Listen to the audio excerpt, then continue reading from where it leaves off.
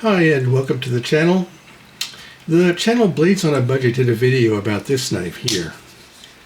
And I'm going to compare what I found with what he found. I'm also going to answer someone's question about the comments. I'm going to answer someone's question in the comments about magnets. But first I want to talk a little bit about replica knives. There are videos that tell you how to tell if you have a fake Spyderco. That's probably useful if you buy knives at a gun show or off eBay, but I don't. I bought these over here, these replica Spyderco paramilitary 2 knives for $11 each off a Chinese website. If you paid $11 for a paramilitary 2 thinking you're going to get the real thing, leave a comment so we can all laugh at you, okay? It's just not something that I'm concerned about whether it's fake or real. I'm not going to get a real one for $11. Now, is it unethical to put a Spyderco logo on these things? Yeah, I guess so, but I don't carry these. Nobody's going to see it except the logo except me. And I don't even black out the logo anymore because I know that nobody's going to see it. So, is there an affordable way to get an idea of what the PM2 is like without getting a replica like this? Yes, there's this Ganzo. Now, you take a look at this Ganzo. It's in many ways identical to the PM2 replica. It has the same, almost the same exact shape of the scales. It's got the thumb hole, different shape, but still a thumb hole. The primary difference is that it's thicker and it has a crossbar lock instead of a compression lock. Now, the question is it worth buying a Ganzo to see if you'll like a PM2 rather than buying a replica? And I would say no. Aside from the price, this was $20 and these replicas were $11 each, but that was a while back. I don't like the Ganzo. I don't like the fact that it runs on washers. The action was terrible when I first got it. I had to take it apart and tune it to get it to work properly. The crossbar lock, it's very uncomfortable to use this crossbar lock. I don't like it at all. And it was a real pain to take apart and maintain it so that I could improve the action, especially because it has a brass washer on one side of the blade and a nylon washer on the other side. And that was just struck me as weird. These, on the other hand, are incredibly easy to take apart, maintain, clean, and I really prefer bearings over the. I mean, look at that.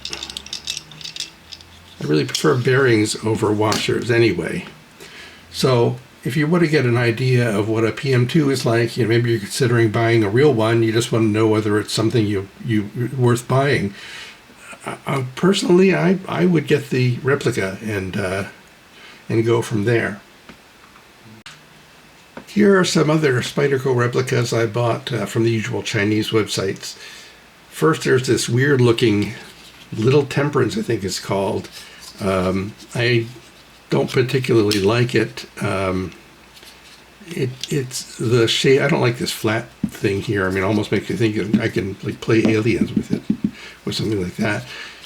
But that's why I do get some replicas to play with. I didn't have to spend a couple $100 to find out that I don't like this knife. Here's a replica of the Manix 2 lightweight. I like it. I like the bearing lock. And I like how light it is at 2.8 ounces. I'm not crazy about the fact that the scales are riveted. I don't know if you can get a real lightweight with screws instead of rivets. Something I'll have to look into. This one I really like, the Sage 5 lightweight. It weighs the same as a duck at 2.8 ounces, just like the Manix 2. And last, there's this Para 3 lightweight. This one actually has the most flaws of all the replicas I have. You take a look at that compression lock. Look how far over it is. That's unnerving to me. I mean, it probably doesn't make any difference in using the knife, but that does bother me. And it has like some defects in the coating here. I don't know if you can see them. It's like little lumps there. But I really like it. And in fact, even though I don't generally carry replicas, these two occasionally find their way into my carry rotation because I like them so much. And if I buy a Spyderco, it'll probably be a Para 3 lightweight or a Sage 5 lightweight. Okay, now let's get to these OK Knives clones. These are clones, they're not replicas. I mean, there's distinct differences between these knives and the Spydercos that they are inspired from. This 3.6 ounce OK223 is the strangest one of the bunch. It had a tiny bearing on one side and a normal size bearing on the other. I don't know if you can see this, but it's like a deformed washer that was in the knife. Blades on a Budget pointed that out, and it had the deformed washer and a regular washer on here. It was sandwiching a tiny bearing on one side of this, and that just struck me as so weird. What I didn't like about this is it had a very weak detent. So what I did was I put magnets on the scales. I'll put up a picture of the scales while they're open, and don't worry, I cleaned it up before reassembling it. So it had the damage on the detent ball, and I put magnets on one side on the inside of the scales, and that helped with the detent, but not enough. So I put the magnets on the inner lining as well, and fortunately for me, this was not centered very well, so it was it clears those magnets. Now occasionally I'll get, well, let me clean this off first.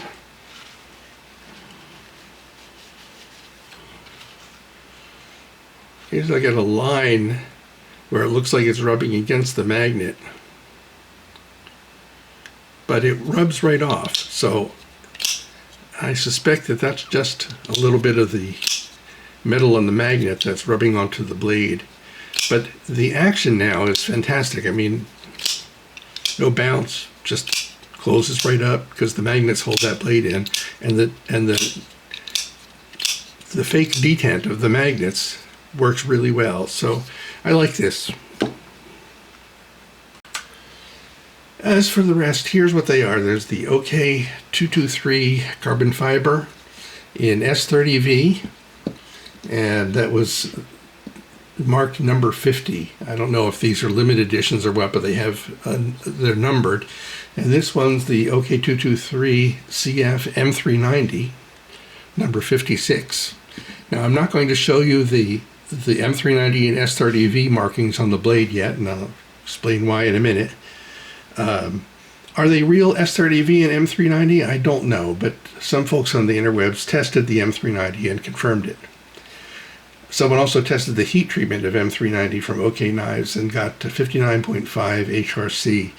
That's probably a tad low for M390, but the way I use knives, the difference between that and someone else's M390 is completely meaningless.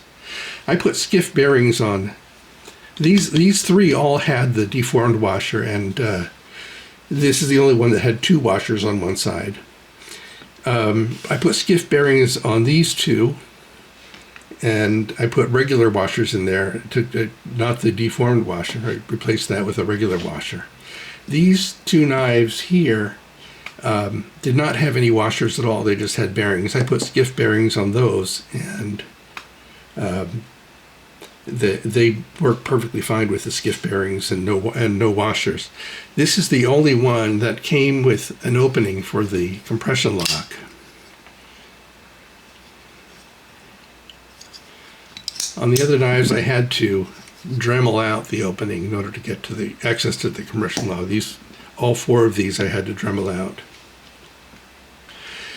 Of these three knives, this one is my favorite. The action to me is excellent. I really like the action. It has that Goldilocks just right detent feeling. And this one,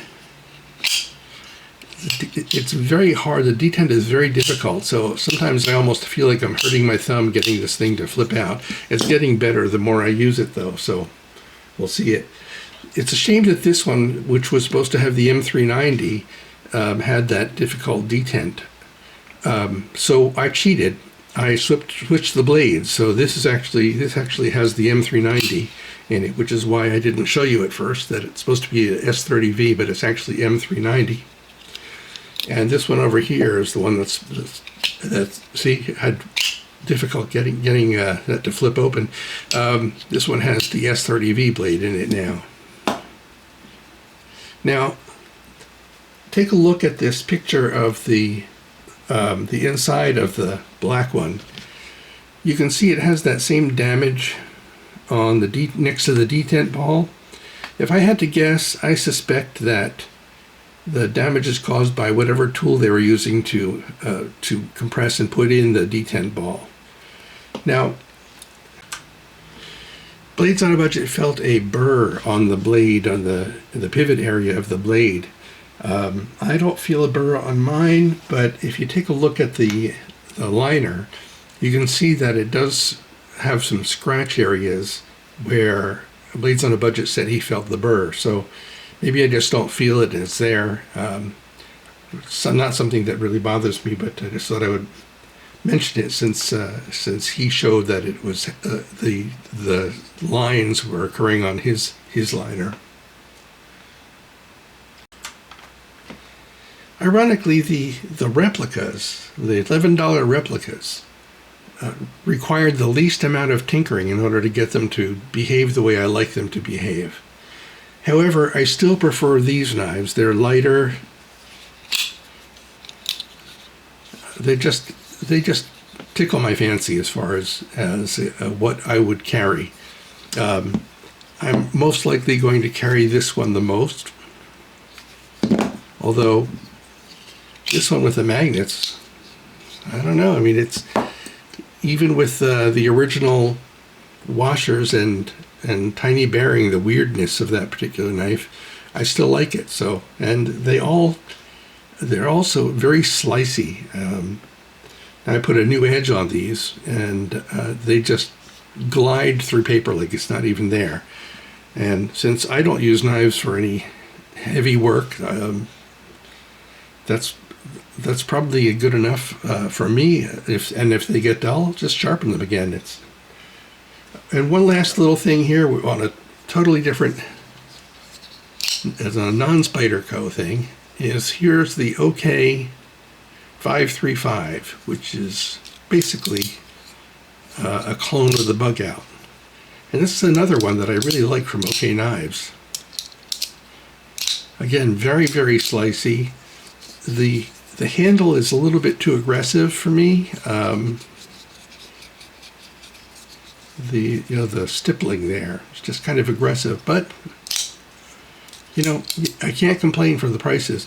And by the way, the replicas, if you really want to try and find a replica like one of these, I paid $11, but that was a while back. I checked on the Chinese websites, and I saw them for $13, anywhere from $13 to $20. So, if that's something you want to check out, they're still very affordable to play with. See whether you like them or not. I recommend getting them with bearings. There was one that I got a while back that had washers, and the action was pretty bad. I replaced the washers, and now the action is pretty good, but it's in a drawer somewhere. I don't even use it. Anyway, thanks for watching the channel, and please like, subscribe, and share. It really helps out the channel, and have a great one.